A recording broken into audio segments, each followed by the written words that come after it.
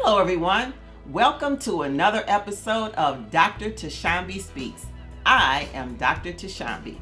For those of you who may have questions as you start out into your new nursing career, you can send questions to me at drtashambispeaks@gmail.com and follow me on Instagram at Dr. Tashambi Speaks. Today we want to talk about how not to get stuck. So, what does that look like? How to transition within your nursing career with dignity and style.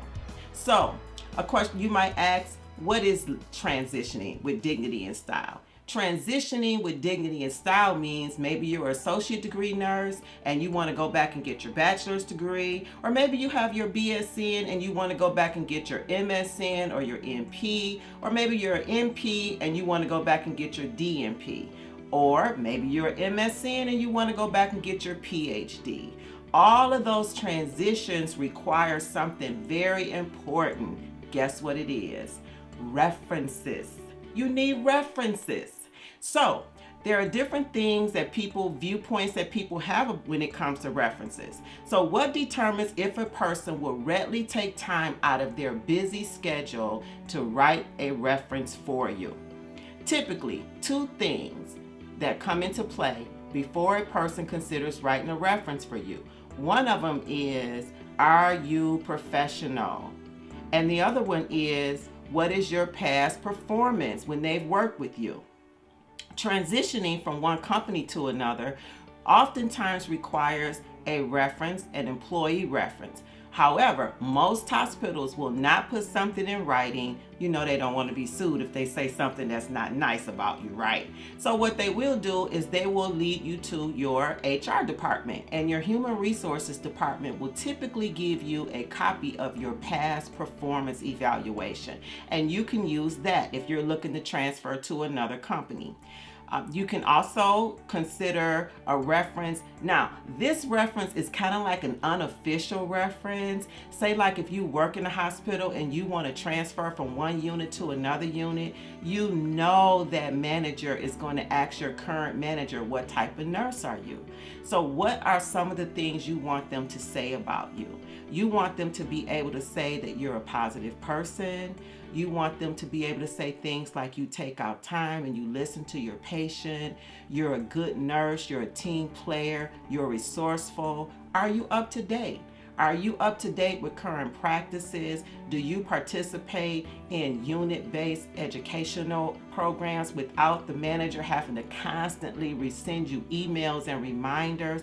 All of those things are important when you're talking about transferring from one unit to another unit. And so maybe you work in med-surg and you want to go work in ICU. Like I said, all of those managers, they know each other, and that potentially new manager is going to ask the current manager about your performance evaluations. Now, let's talk about some solutions, because I don't want you to feel like it's all doom and gloom and how can I transition and I don't want to get stuck. So let's make sure you know what to do so you don't get stuck. Always maintain professionalism at all costs. Write out your career goals and stick to your plan. Don't overshare misery times in your life. Everybody goes through stuff, but you don't want to be that person that comes to work and you make all of your employees and the people that you work with, you just don't want those people to be or feel like they are your personal little counselor, okay? That's not good. You also don't get stuck means, oh, I love these people. We eat pizza together every Friday when we work together. They're my family. You look up 10 years from now and you will not have pursued your career goals. So you don't want to get stuck. Although they're your family, you don't want to look up and find yourself still working on that same unit for the past 25 years, because what that means is you failed to do the things that you promised yourself you would do as a new nurse, and you look up 25 years later and you're stuck.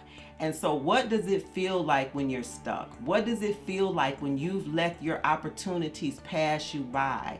You can become hopeless. You can feel apathetic. The apathetic nurse is the nurse that's indifferent, the nurse that always has something negative to say. When you work around people like that, sometimes you have to stop and ask yourself, how did this person become like this? So we want to make sure that you do not become a person who is stuck. Don't get stuck.